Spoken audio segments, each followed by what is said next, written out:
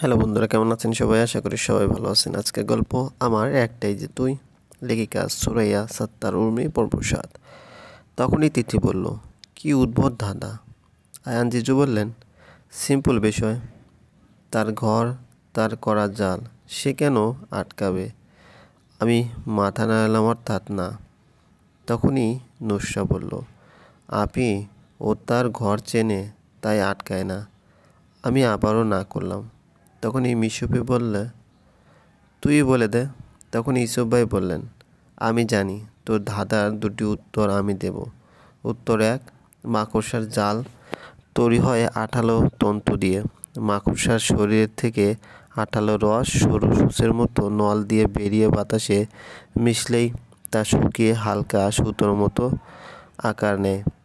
৬-৭টি চাকার মতো বৃত্তাকার তন্তুকে পরস্পরের সাথে আটকে রাখে। কেন্দ্র থেকে নানা দিকে ছড়িয়ে যাওয়া ব্যাসার্ধ বরাবর তন্তুগুলো অনেকটা সাইকেলের স্পোকের মতো। ব্যাসার্ধ বরাবর এসব তন্তু আটা থেকে প্রায় মুক্ত। কোনো পোকামাকড় জালের কোনো একটি চাকার অংশে আটকে গেলে মাকড়সা স্পোকের মতো দেখতে ব্যাসার্ধ বরাবর তন্তুগুলোর উপর দিয়ে শিকার ধরে। এসব তন্তু তেমন আটালো নয় বলে ওখানে মাকড়সার পা আটকে যায় না। তাছাড়া মাকড়সার পা থেকে এক ধরনের তৈলাক্ত জিনিস বের হয়, যা মাকড়সাকে জালের আটা থেকে পা ছাড়িয়ে নিতে সাহায্য করে। দেখা গেছে ক্লোরোফর্ম জাতীয় জিনিসে মাকড়সার পা ডুবিয়ে রাখলে তৈলাক্ত জিনিসটা ধুয়ে বেরিয়ে যায়। তখন মাকড়সা নিজেই জড়িয়ে যায় নিজের জালে। উত্তর 2, মাকড়সা তার নিজের আকারের চেয়ে ছোট প্রাণী। শিকার করার জন্য জাল বোনে, তাই সহজত নিজের পায়ে জাল জড়ানো বা এর বুননে কখনোই আটকে যায় না। আর ওই পরিস্থিতির সাথে মাকড়সা অভিযোজিত। সাথে সাথে সকলে হাততালি দিতে লাগলো। ইউসুফ ভাইয়া তখন নিজের কল্লা টেনে ভাব নিয়ে বলল, আমি সব জানি বুঝলি, এসব কোনো ধাঁধা হলো? সবাই তখন খিলখিল করে হেসে দিল। পরের দিন মিশুফি আর আয়ান জিজু চলে গেলেন। বাসা হয়ে উঠল আবার শূন্য। সবার মন খারাপ, আবার কান্নার রোল। মেহমানরাও সব এক এক করে চলে যাচ্ছে। পুরো বাড়ি হয়ে উঠেছে জনমানব শূন্য। তখন ইউসুফ ভাইয়া বাসার পরিবেশ ঠিক করতে চলে গেলেন রান্নাঘরে। পরে নিলেন অ্যাপ্রন আর চুলোতে বসিয়ে দিলেন কড়াই। তার পাশেই আমরা দাঁড়িয়ে ড্যাব ড্যাব করে দেখছি তাকে। এতে উনি বুঝি অস্থির ফিল করলেন। সাথে সাথে ধমক দিয়ে উঠলেন তিনি, এখানে কি, বের হওয়া সব কটা। তার ধমকে দৌড়ে পালালো সবাই। দাঁড়িয়ে রইলাম আমি, তাকেই যে দেখাচ্ছি। সাদা অ্যাপ্রনের সন্দেশ লাগছে তাকে। মনে হচ্ছে এখনই খেয়ে ফেলি তাকে। ইস, কি কিউট মুখখানা তার। রান্নাঘরের তাপে মুখখানা আরও লাল টমেটো হয়ে গেছে তার। আমি দাঁড়িয়ে তাকে দেখতে ব্যস্ত। তখনই তিনি আমার মুখের সামনে তুড়ি বাজালেন। ভাবনার জাল উল্টে গেল। তার দিকে তাকাতে সে ভ্রু কুঁচকে বলে ওঠে, তোকে কি আলাদা ইনভিটেশন দিতে হবে, নাকি ভাজা কাঠির ছেঁকা? আমি তার কথায় থতমত খেয়ে বললাম, না না, যাচ্ছি বলে দৌড়ে বাইরে চলে আসি। কিন্তু দরজার আড়াল থেকে তাকে ঠিকই দেখেছি। রান্নার সময় করা তার ভাবভঙ্গিগুলো পুরোটাই জোশ। সব আমার ফোনে ভিডিও করে নিলাম। আচ্ছা, উনি কি জানে উনি কত জোশ, কত সুন্দর? কখনো তাকে লাগে তেঁতুলের মতো টক, কত রসমলাই, আবার কখনো বা বিরিয়ানি। ড্রয়িং রুমে সবাই উপস্থিত। ইউসুফ ভাই সবার হাতে হাতে তার রান্না করার ডিশ দিতে ব্যস্ত। তিনি বিদেশি কিছু আইটেম করেছেন, নাম জানি না, কিন্তু খেতে বহুত টেস্ট। অনেক মজার রান্না পারেন তিনি। আচ্ছা, ওনার হাতে কি তিল আছে? হাতে তিল থাকলে নাকি তার রান্না সুস্বাদু হয়। আবার যার পায়ে তিল থাকে সে বিদেশ যায়।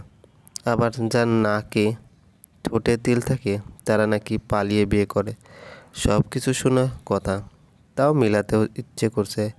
ইউসুফ ভাইয়ের হাতে তিল আছে বা পায়ে, তাই কি তার রান্না মজার সাথে বিদেশ গেছিলেন তিনি? দেখতে হবে। ইউসুফ ভাইয়ার খাবারের তারিফ করতে নানুমা বললেন, দাদু ভাই, এত ভালো রান্না আমি আমার জন্মে খাইনি। খুব মজা হয়েছে, অনেক মজা, মাশাল্লাহ। তারপর নানুমা ইশারায় কাছে ডাকলে ইসুফ ভাইয়াকে, কপালে চুমু এঁকে দিলেন সাথে সাথে, আর হাতে একটি আংটি পরিয়ে দিয়ে বললেন, দাদু ভাই, এটা তোমার উপহার, তোমার দাদার আংটি। তিনি তার নাতনিদের জন্য বানিয়ে রেখেছিল। সবারটা দেওয়া হয়েছে, এখন তোমারটা বাকি। আংটি পরিয়ে দিলেন নানুমা। ইসুফ ভাইয়াও খুব খুশি। হবে না কেন, তার দাদা ভাইয়ের আংটি। তিনি তার দাদা ভাইয়ের সব থেকে প্রিয় আর আদরের নাতি বলে কথা। কিন্তু আমার কপাল, আমার তো পরিবারই নেই। সব থেকে অবাগা আমি। এসব দেখে বুকের মাঝে চিনচিন ব্যথা অনুভব হতে লাগলো। তাও আমার ঠোঁটে আছে হাসি, জ্বলন্ত হাসি। এখন বিকেল, কিন্তু দেখে মনে হচ্ছে সন্ধ্যা, কারণ আকাশে কালো মেঘগুলো বাতাসের তালে তালে জ্বর হচ্ছে একসাথে, আর করে দিচ্ছে স্নিগ্ধময় বিকেলটা অন্ধকারাচ্ছন্ন। সাথে ভেসে আসছে বাস পড়ার ডাক। সব কিছু ভালোই লাগছে, মন্দ না। কি করছিস, মন খারাপ? এতক্ষণ বাগানের সাইডে দোলনায় বসে এসব ভাবছিলাম। তখনই তিতির কথায় ভাবনা থেকে বের হলাম আমি। না, পরিবেশটা উপভোগ করার চেষ্টা করছি।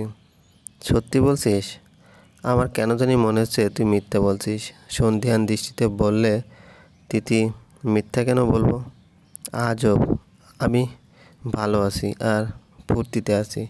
তখনই তিতি আমার চোখের কোণে জমে থাকা জল মুছতে বলল, হ্যাঁ, তা তো দেখতেই পাচ্ছি। আমি চুপ। সে আবার বলল, কেন কাঁদিস তাদের জন্য, যারা তোকে আপন ভাবেনি? আমি মাথা নত করে নিচু সুরে বললাম, ভাবতে চাই কই, চলে আসে। আর আজকের দিন তো বেশি। ফুঁপিয়ে উঠলাম আমি। তিতি মাথায় হাত বুলিয়ে বলল, কাঁদিস না, দেখবি সব ঠিক হয়ে যাবে। হবে না, এত সৌভাগ্য আমার না। বাজে কেন বকিস? আমি হাসলাম আর মনে মনে বললাম, যার যা নেই সেই বোঝে তার কত কষ্ট। তাছাড়া মানুষ যতই বলে আমরা বুঝি তোমার কষ্ট, কিন্তু সত্যি বলতে তারা বোঝে না, যতক্ষণ না তারা উপলব্ধি করতে পারবে। তখনই দৌড়ে আসলো নুসরা, হাঁপাতে হাঁপাতে বলল, কপি, তুমি এখানে? আর আমি পুরো বাড়ি খুঁজছি। কেন? ভ্রুকুচকে বললাম, ছোট ভাইয়া খুঁজে। নুসরার কথায় বিস্মিত হয়ে বললাম, আমাকে খোঁজে? কেন? আমি জানি না, তাড়াতাড়ি যেতে বলেছে, গেলাম আমি। ইসুফ ভাইয়ার রুমের সামনে দাঁড়িয়ে আছি, ভেতরে যাব কিনা ভাবছি। মনে হাজারো প্রশ্ন। এই লোক কেন ডাকে? তার অবশ্য যথেষ্ট কারণ আছে। আজ পর্যন্ত উনি কখনো ডাকেনি মোড়ে, তবে আজ কেন? সূর্য কোন দিকে উঠেছিল আজ?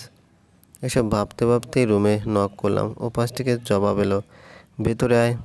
ভেতরে আয় কথাটা শুনে অবাক হলাম, সাথে প্রশ্ন জাগলো মনে, উনি কিভাবে বুঝলেন আমি এসেছি? হাও, অন্য কেউ হতে পারতো। লিয়া? হে, লিয়াও হতে পারতো তাহলে। আমার ভাবনার মাঝে আবার ডাক আসলো ভিতর থেকে। আমি হুড়মুড়িয়ে ঢুকলাম। হঠাৎ বুঝতে পারলাম আমি কাঁপছি কেন। আমি কাঁপছি, কিন্তু কেন? তখনই ইসুফ ভাইয়া আমার হাত টেনে খাটে বসিয়ে দিলেন, আর নিজে এক হাঁটু বাজ করে নিচে বসে পড়লেন, আর তেলের বাটি এগিয়ে দিতে দিতে বললেন, তেল দিয়ে দে। তার এহেন কাজে হতভম্ব আমি। মুহূর্তে কী হয়ে গেল বুঝতে পারছি না। এতটুকু বুঝতে পারছি, আমার শরীরে আগের তুলনায় থেকে কাঁপছে, অসম্ভব রকম কাঁপছে।